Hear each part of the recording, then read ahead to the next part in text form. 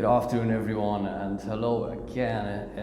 I'm Zoltan, and this is Sharia. We're Hello. here again doing a video together, and today we would like to discuss what makes PND Pro different. How are development projects different from other projects in other sectors, like in the IT sector or the financial sector? So, what differentiates these kind of projects? What makes them special?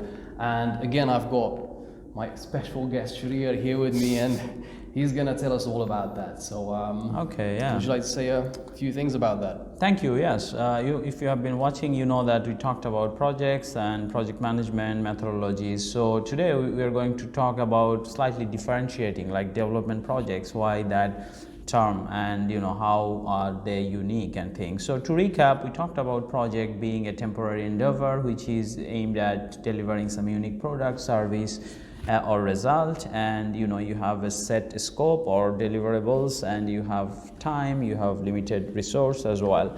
And in terms of that particular beat is common to any projects. So you could be like a private sector organization trying to launch a new product. You could be a private sector organization trying to build new branch for your factory, or new region opening in a new region. So this could be done as a project. Or you could be a Ministry of Health doing setting up a hospital, for example, or an NGO working with rural people on delivering health service.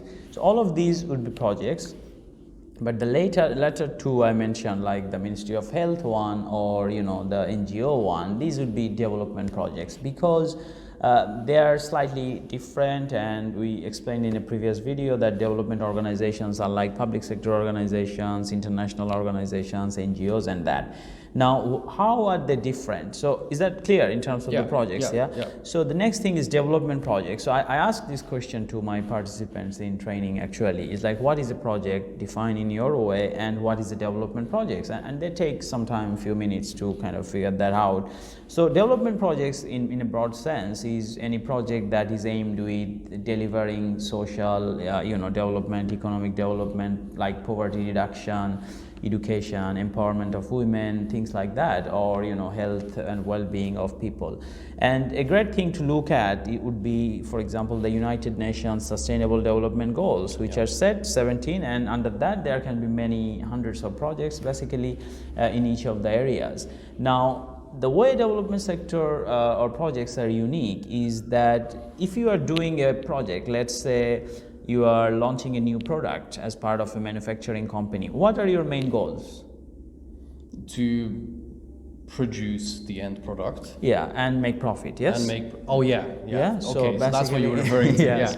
Well, so I guess that's different in the development objective, project. Yes, exactly. So in development project, compare with that. In development projects, most projects are not sort of even trying to get any revenue. I mean, the benefits are different. Like, for example, increase the income or livelihood, or give option to people, or increase the literacy rate. I mean, is going to be the ultimate goal of the project or ultimate change. So most of them actually are focused on delivering some social change outcomes, and basically not environmental and things. Yes. And that's the uniqueness, and by default they work in a very challenging context and complex stakeholder relationship. So if you are going back, let's say you are the CEO of a manufacturing company launching a new product. I mean, you could pretty much decide most of the thing yourself with your company board of directors and things. Yes, is that correct? Yeah.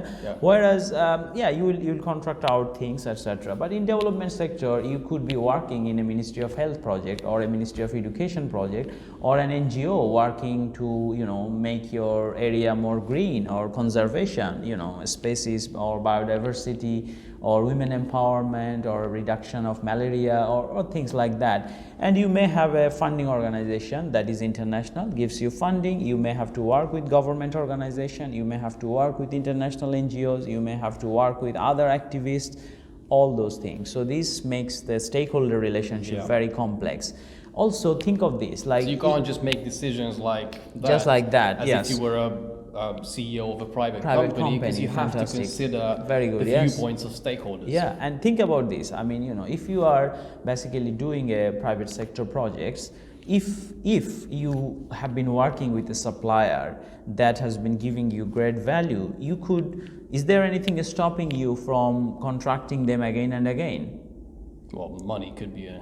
No, I mean, for example, you could just decide, look, we get great value from these guys, so we would give the contract to them. That's it. I mean, carry on, because that's what we think is the best value. But in public sector, you couldn't do that. In development projects, you would have to actually go for a particular process of procurement. For example, how you buy things, who you order, who you contract, and things like that. And these things make development projects more challenging. And some of them work in really exceptionally risky and difficult situations. So, for example, like war zones. Fantastic, and well, even you know, kind of disease and things like think of Ebola crisis. You know, think of you know, dengue, think of other things. It's like where people's lives are at risk, and you are working in those scenarios.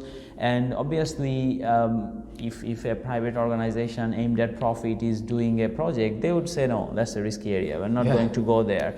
But that's not the case with that's not the case. Yes, development projects are like, actually. Think of the conflict and wars going on all over the world, of the Ebola crisis. How many organizations got together to work and basically make sure that, you know, people's lives are saved? And you know, and I was involved in some projects and things going on when I was working with this firm before. And you know, you get to see some of these amazing things. Or this client I worked with recently about funds, and they fund projects in an emergency. Like if there is a cyclone hit people, they basically fund projects so that, you know, there is emergency support and all that.